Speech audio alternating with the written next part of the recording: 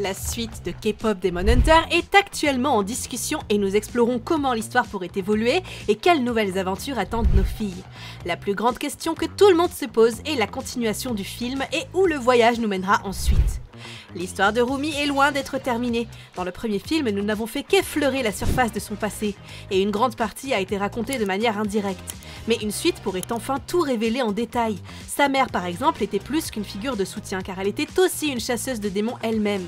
Nous ne savons pas grand-chose de sa personnalité, de son entraînement ou de l'héritage qu'elle a laissé derrière elle. L'explorer nous donnerait du contexte sur la façon dont Rumi est devenue la leader du groupe. Mais plus important encore, cela pourrait montrer le prix de la vie d'une chasseuse. La manière dont elle est morte reste un mystère, et la suite pourrait utiliser des flashbacks pour expliquer si elle est tombée au combat contre les démons ou si sa mort était liée au père de Rumi. Et cela nous emmène au véritable amour interdit au centre de la vie de Rumi, son père. Nous avons appris qu'il était un démon, ce qui signifie que l'existence même de Rumi est le résultat de deux ennemis brisant les règles de leur monde. Ce détail ouvre la porte à d'innombrables questions. Comment cet amour a-t-il commencé? L'a-t-il réellement protégé? Pourquoi n'était-il pas là quand elle avait le plus besoin de lui? Et la plus grande question de toutes, est-il encore vivant? Si le père de Rumi est en vie, alors il pourrait jouer un rôle crucial dans la suite. Il pourrait apparaître comme un allié utilisant son pouvoir démoniaque pour la guider ou la protéger. Ou il pourrait apparaître comme une figure tragique, consumée par l'obscurité de son monde, et forcer Rumi à affronter le dilemme ultime, combattre sa propre lignée. Dans tous les cas, si nous le voyons, cela rendrait l'histoire beaucoup plus personnelle et pourrait développer le thème de l'identité qui était déjà central dans le premier film. Cela connecterait aussi le premier film à sa suite en termes d'ascension d'un nouveau méchant. La question du prochain antagoniste est l'une des plus intéressantes. Dans le premier film, Guima était présenté comme la menace ultime, mais la fin a laissé son destin incertain. A-t-il vraiment été vaincu ou est-il toujours en vie? S'il revient, la suite nous offrirait des scènes où nous le verrons plus puissant qu'avant, ou même à la tête d'une armée de démons ayant survécu à la bataille finale. D'un autre côté, la suite pourrait introduire un tout nouveau méchant. Ce serait une décision logique pour garder l'histoire fraîche. Un nouvel antagoniste pourrait être directement lié au monde du père de Rumi, peut-être un démon rival qui s'opposait à son amour pour une chasseuse, ou quelqu'un qui considère Rumi elle-même comme une menace à cause de son héritage hybride. Une autre possibilité est une menace totalement différente provenant du monde des démons, obligeant les chasseuses à quitter leur zone de confort et à affronter des ennemis bien plus dangereux qu'elles n'en ont jamais rencontrés.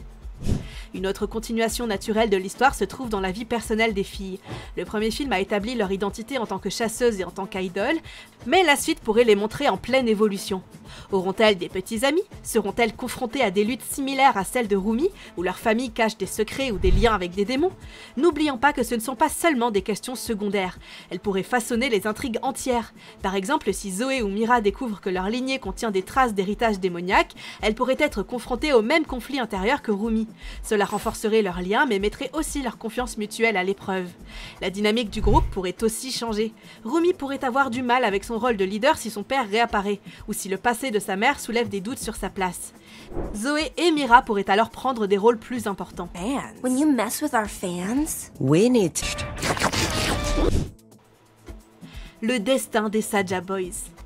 L'une des indications les plus claires concernant l'avenir de l'histoire est l'absence probable des Saja Boys. Les ramener exactement comme ils étaient pourrait sembler répétitif et même ennuyeux car leur arc semblait conclu à la fin du premier film. Surtout après que Zoé et Mira ont vaincu tous les garçons sauf Jinu, la probabilité de leur retour est tombée à 0. Cependant, leur intrigue comporte encore beaucoup de zones d'ombre, et le film serait encore plus intéressant si nous voyions l'histoire passée de chaque garçon. Jusqu'ici, nous ne connaissons en détail que le passé de Jinu. Sa connexion avec Rumi nous a donné une histoire d'amour tragique mais significative qui s'est terminée sans véritable clôture. Le reste du groupe reste entouré de mystères. Baby Soda, Mystery et les autres n'ont jamais vu leur passé exploré. En fait, le visage de Mystery n'a même jamais été révélé à l'écran. Seule Zoé l'a vu avant de le tuer, ce qui laisse les fans uniquement dans la spéculation. Alors, quelle aurait pu être la raison de leur apparition? Mystery était-il en réalité une célébrité qui voulait être oubliée à cause de la pression d'être quelqu'un de populaire? Et à la fin, a-t-il conclu un pacte avec Guima? Nous ne savons pas non plus comment ils ont formé leur groupe. Comment se sont-ils rencontrés? Que signifie Saja? Et pourquoi ont-ils choisi ce nom pour leur groupe? Ce sont toutes les questions que j'adorerais voir abordées dans le film. Ce manque de résolution rend les Saja Boys compliqués. D'un côté, leur défaite semblait définitive, suggérant qu'ils ne reviendront pas.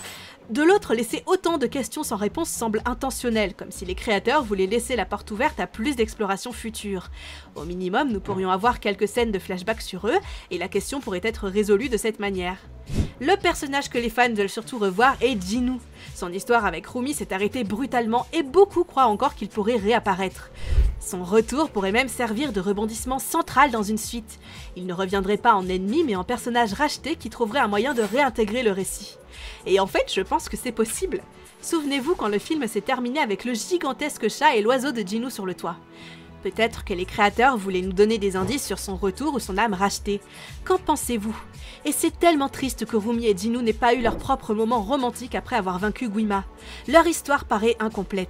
En tenant compte du fait que les fans souhaitent tellement son retour, je pense aussi que les créateurs du film y réfléchiront. Cependant, tout comme le retour de Jinwoo, il y a aussi une autre incertitude. C'est la menace plus large de Guima. Le premier film n'a jamais clairement établi si tous les démons avaient été vaincus lors de la bataille finale. C'est vrai que Guima avait libéré tous les démons contre les filles, mais à un moment, il les a rappelés à lui. D'un autre côté, le destin de Guima est resté ambigu. S'il est toujours en vie, alors la rédemption ou la revanche pourrait jouer un rôle énorme dans le prochain chapitre. Alors que les Saja Boys pourraient être partis, Guima pourrait chercher d'autres façons de vaincre les filles. Mais cette fois, il ferait aussi face à un autre conflit. Il y aura des démons qui voudront se racheter. Qu'en pensez-vous ? See you tonight on everyone's favorite variety show. The Saja Boys love you! Le phénomène musical. Le deuxième domaine qui mérite de l'attention est la bande originale. Les chansons de K-pop Demon Hunter ont été un immense succès, en particulier sur les réseaux sociaux. Ce qu'on te donne, briller et le son de nos voix sont devenus des favoris instantanés atteignant les playlists populaires sur les plateformes de streaming du monde entier. Les fans ne se contentent pas d'écouter les chansons mais les reprennent et vont même jusqu'au cosplay. Le seul point négatif concernant les chansons est qu'elles n'ont pas été traduites dans toutes les langues. Je pense que si elles avaient été traduites en plus de langues, ce serait devenu encore plus fou. Et parlons aussi du fait qu'elles ne sont pas disponibles sur les sites de streaming français. On veut les chansons sur Spotify! Mais cela reste une réussite immense. Ces chansons n'ont pas seulement soutenu l'histoire, elles sont devenues un phénomène parallèle attirant un public qui n'aurait peut-être jamais regardé le film. Pour beaucoup, la bande originale a été leur première introduction à l'univers de K-pop Demon Hunter. Mais là où ça devient encore plus intéressant, c'est que certains rapports sur les réseaux sociaux suggèrent que la bande originale était à l'origine beaucoup plus grande. Plusieurs chansons ont été coupées dans la version finale et des séquences entières ont été restructurées. L'intro du film elle-même devait initialement comporter un numéro d'ouverture différent. Elle a ensuite été remplacée par Ce qu'on te donne, qui est devenu l'hymne emblématique du groupe et personnellement ma chanson préférée. Ce changement unique pourrait avoir été la décision créative la plus importante de tout le film, car la chanson a non seulement rendu l'ouverture iconique, mais a aussi explosé en popularité en dehors du film. Ces prototypes comprenaient aussi des storyboards. Il s'avère que certaines scènes étaient différentes en termes d'animation également. Personnellement, je pense que la variation est toujours une bonne chose, parce que l'existence de chansons supprimées ouvre encore plus de possibilités pour la suite. Et si ces morceaux voyaient enfin le jour ? Peut-être pourrait-il être réutilisé avec de nouvelles intrigues ou servir à développer des arcs des personnages ? Avec l'importance centrale de la musique dans l'identité de K-pop Demon Hunters, les fans s'attendent à ce que la suite aille encore plus loin. Plus de chansons, plus de performances et plus de moments viraux. Et vous, qu'en pensez-vous? Êtes-vous enthousiaste pour la prochaine suite de K-pop Demon Hunters? Dites-le moi dans les commentaires.